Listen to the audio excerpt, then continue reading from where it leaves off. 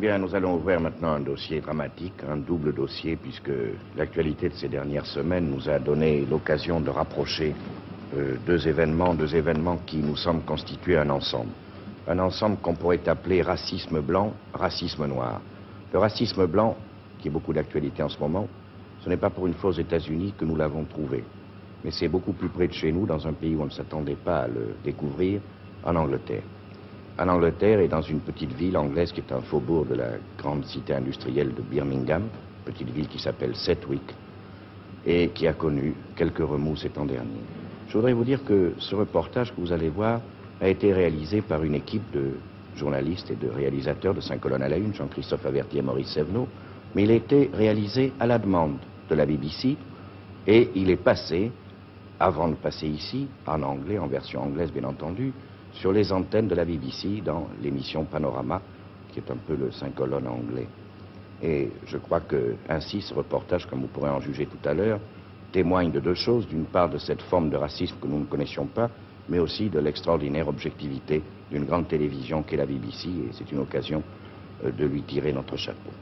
Mais avant de voir ce reportage, vous allez voir un autre document qui illustre, lui, un phénomène assez nouveau en Amérique, mais qui pourrait faire parler de lui de plus en plus dans les jours qui viennent, c'est ce qu'on pourrait appeler le racisme noir.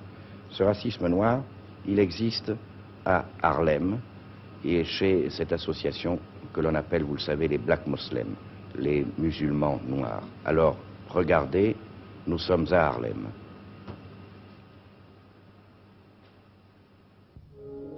Cette affiche dans Harlem appelle les Noirs à se mesurer aux Blancs. Cet appel, à peine dissimulé à la violence, c'est la fameuse inquiétante organisation des Black Muslims, les musulmans noirs, qui le lance. Les Black Muslims ont un chef, que vous voyez ici de dos, monsieur Mohammed, mais c'est leur chef spirituel. Car leur véritable chef, fanatique et décidé, c'est l'homme qui se fait appeler Malcolm X. Pourquoi X? Eh bien parce que Malcolm estime que son nom a été donné à ses ancêtres esclaves par les maîtres blancs et qu'il veut répudier tout ce qui vient des Blancs. C'est ce même racisme à rebours qui avait poussé Malcolm X à refuser jusque-là toute interview à un journaliste blanc. À cette règle, il vient de faire exception en répondant aux questions de notre confrère britannique Russell Spur. Et c'est ce document, exceptionnel aussi par ce qu'il révèle, que 5 colonnes pour la première fois vous présente ce soir.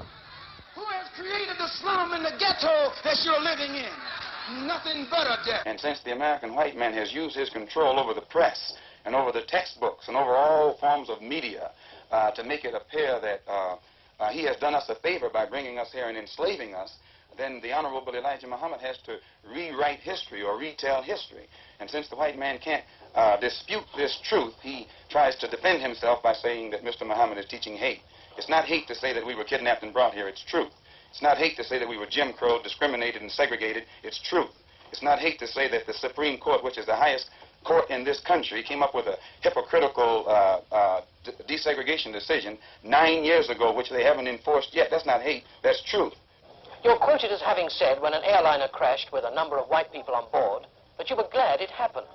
The white race in this country collectively are guilty of these crimes that our people are suffering from collectively, and therefore they would suffer some collective disaster, collective grief. And when that plane crashed in France with 130 white people on it, and we learned that 120 of them were from the state of Georgia, the state that my own grandfather was a slave in, why, to me, it couldn't have been anything but an act of God, a blessing from God, and I frankly and sincerely pray for similar blessings from him to repeat themselves as often as he can spare them. But I take it then you support the freedom-loving attempts of the peaceful marchers in Alabama and these places. You don't get freedom peacefully. Freedom is never safeguarded peacefully. Anyone who is depriving you of freedom isn't deserving of a peaceful approach by the ones who are being deprived of their freedom. And when black people in this country come out from under the mental straitjacket that the Negro clergymen have placed them in, and begin to see that the only way you can get freedom is to get it the same way the white man in this country got it from England, or he says he got it from England. He was willing to pay the price for freedom. When you're willing to pay the price for freedom, then you get it. But the Negro in this country has never been willing to pay the price for his freedom.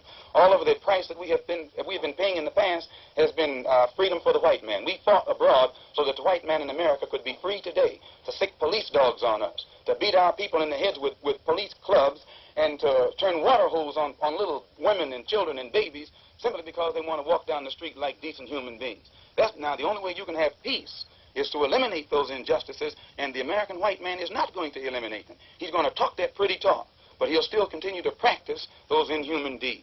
You got the Honorable Elijah's message yourself behind prison walls.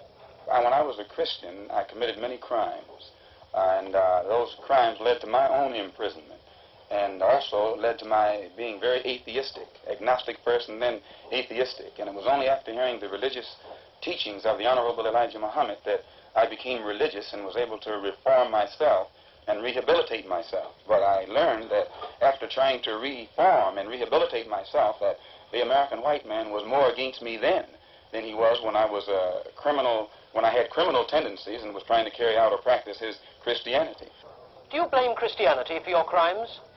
Christianity is one of the real causes of most of the condition that black people in this country are confronted with.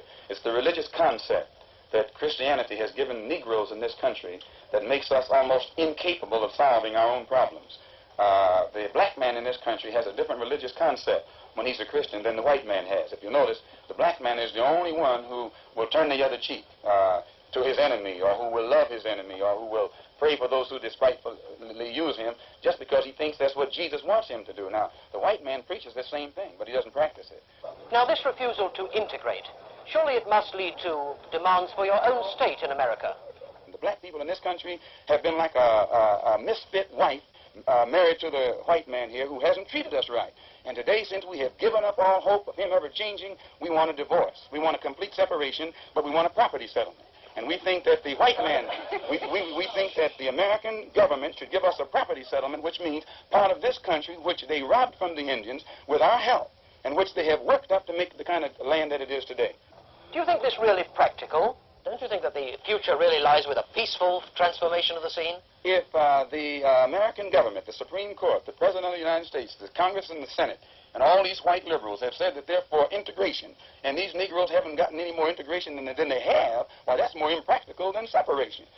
Practical means that which you can practice. And if the Supreme Court and the Army and the Navy and the government and the President are supposed to be for integration and you still can't get it, why, good night. You can't get this, impossible. But we can get separation overnight because we already have it.